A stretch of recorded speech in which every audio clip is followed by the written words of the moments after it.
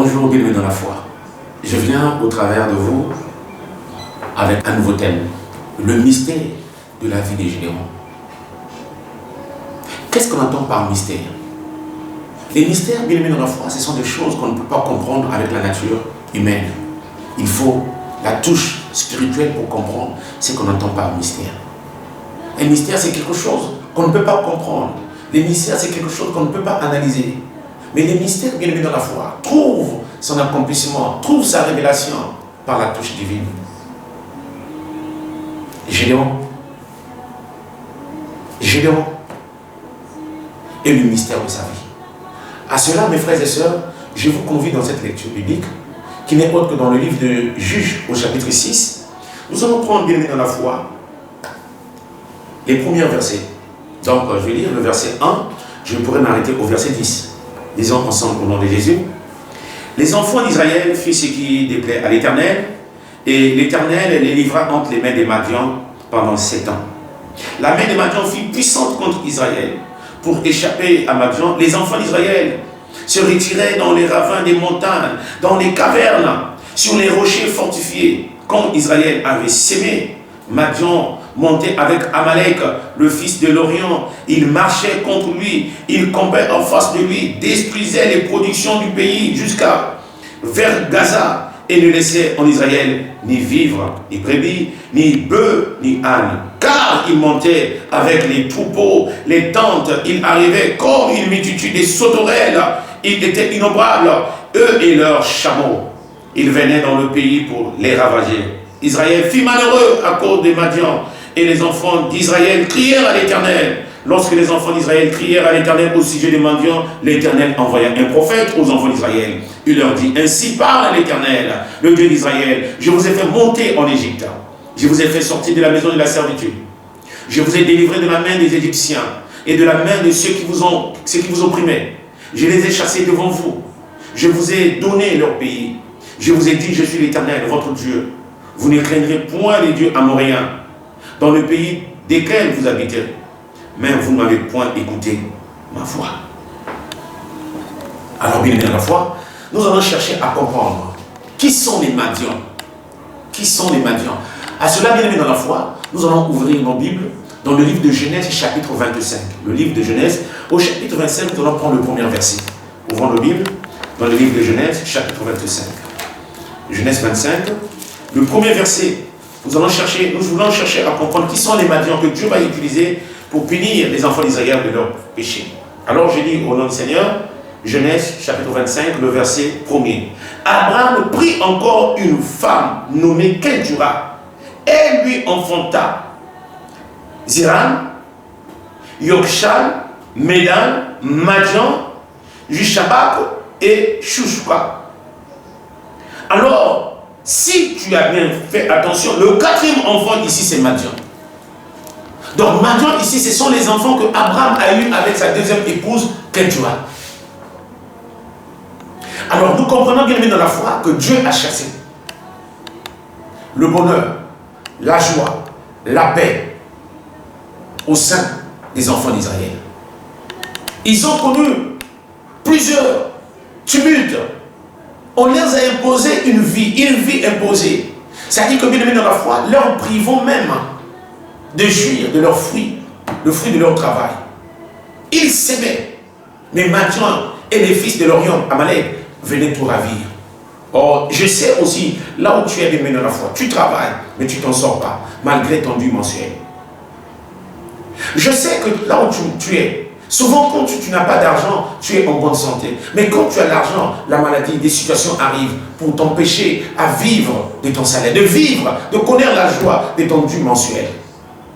Je sais, toi qui m'entends, quand tu vas déposer un dossier pour un emploi, pour un entretien, dès qu'on te fixe le jour de l'entretien, tu tombes malade. Il y a toujours une situation qui t'arrive pour t'empêcher, bien aimé dans la foi, d'avancer, de connaître ce que Dieu a prédestiné pour toi.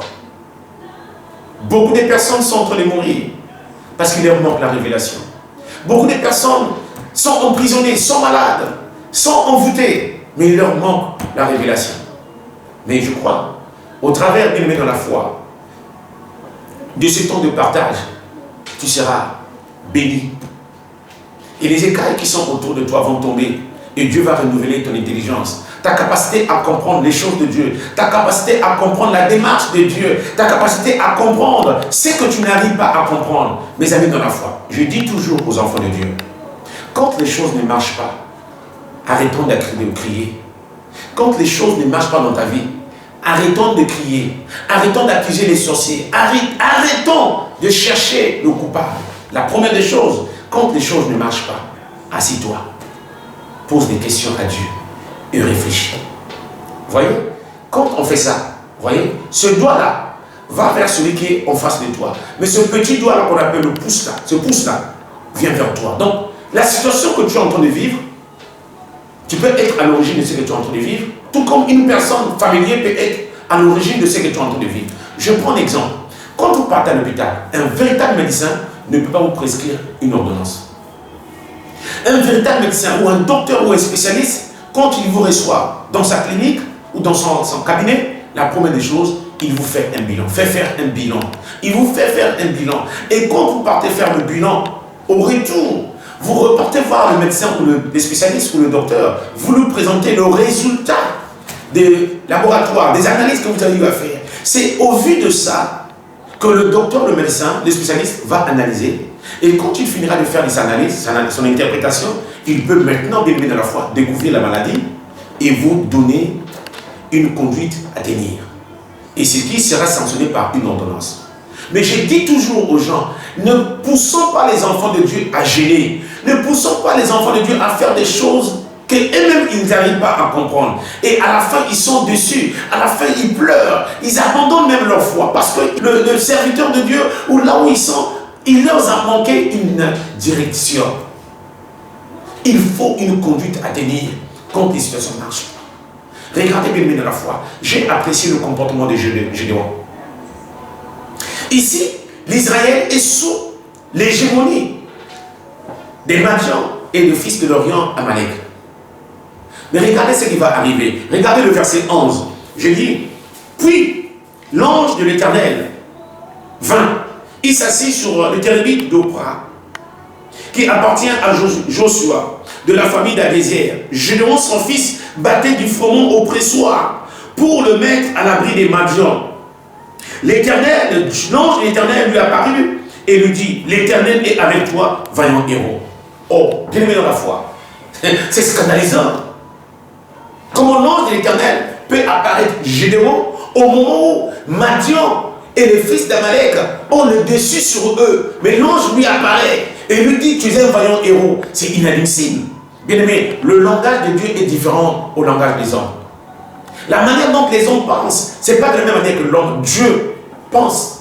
Regardez bien dans la foi. La réponse de Gédéon. Au verset 13, Gédéon dit, ah mon Seigneur, si l'Éternel est avec nous, pourquoi toutes ces choses nous sont-elles arrivées? Où sont tous ces prodiges que nos pères nous rencontrent? Quand ils disent l'Éternel ne nous a pas-il fait monter hors d'Égypte? Maintenant l'Éternel nous abandonne. Il nous livre entre les mains des mendiants. L'Éternel se tournant vers lui et lui dit, va avec cette force que tu as, tu délivreras Israël des mains des mendiants. N'est-ce pas moi qui t'envoie? J'aimerais te dire une chose dans la foi. Dieu se manifeste toujours quand il y a le chaos. Mais j'aimerais te dire aussi une chose. Par rapport à ce que tu es en train de vivre, par rapport à ce qui se passe dans ta famille, par rapport, j'aimerais te dire une chose. Tu es l'antidote. C'est par toi que Dieu va amener la solution. C'est par toi que Dieu va rétablir la paix. C'est par toi que les choses vont changer. Mais quand les choses ne marchent pas bien dans la foi, interrogeons Dieu, parlons à Dieu, dialoguons avec Dieu. Ne soyons pas comme Josué. Josué, quand Israël a commencé à encaisser des défaites, il a organisé un jeûne collectif. Tous les enfants d'Israël à la tête de Josué ont gêné. Ils ont gêné bien dans la foi. Ils ont gêné. Mais Dieu était surpris de la démarche de Josué. Dieu pose la question à Josué. Mais Josué, qu'est-ce qui se passe? Nous devons avoir la révélation. Et nous devons avoir l'orientation. Dieu va répondre à Josué Ton jeûne ne va rien apporter. Israël a péché. Israël a mis la main sur l'interdit. Voilà pourquoi la victoire a changé de camp.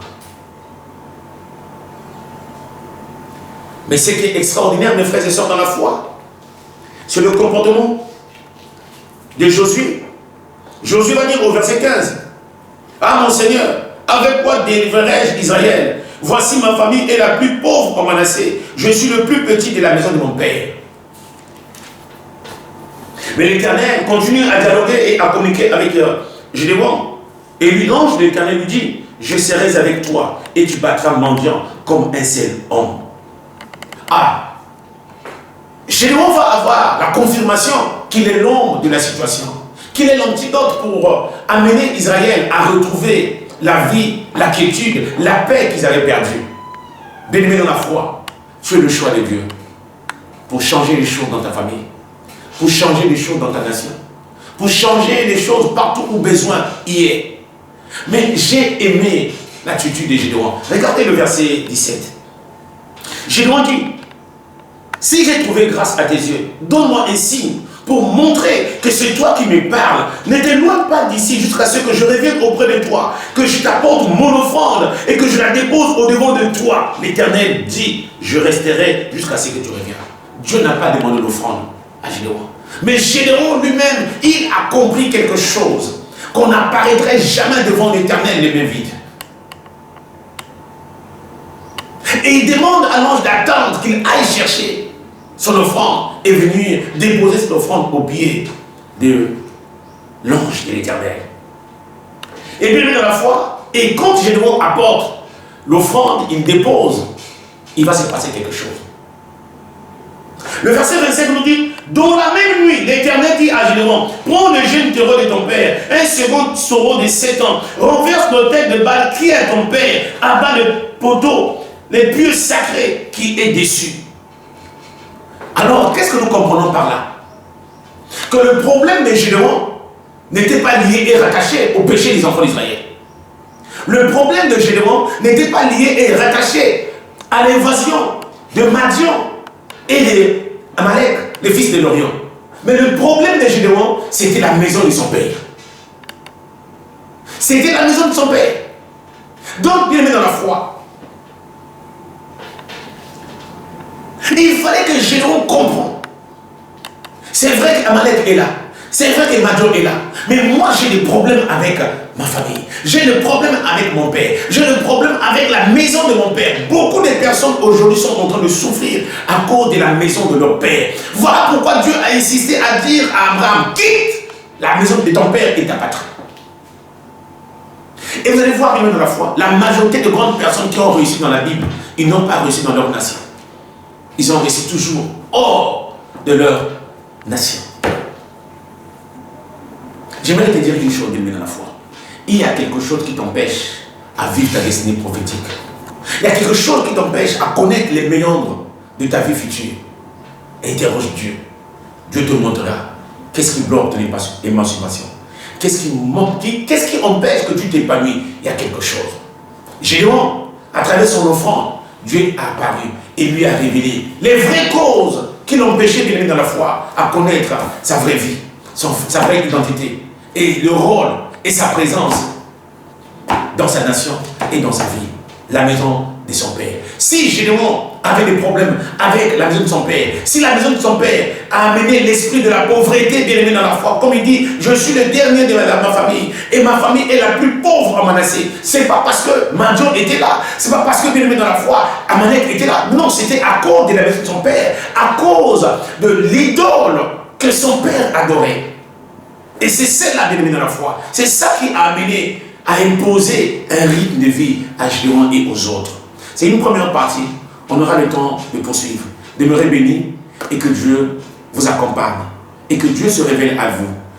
Je suis convaincu que Dieu va se révéler à vous, il va vous orienter, il va se révéler à vous, il va vous orienter, il va vous communiquer les secrets que vous ignorez afin de comprendre qu'il y a une vie.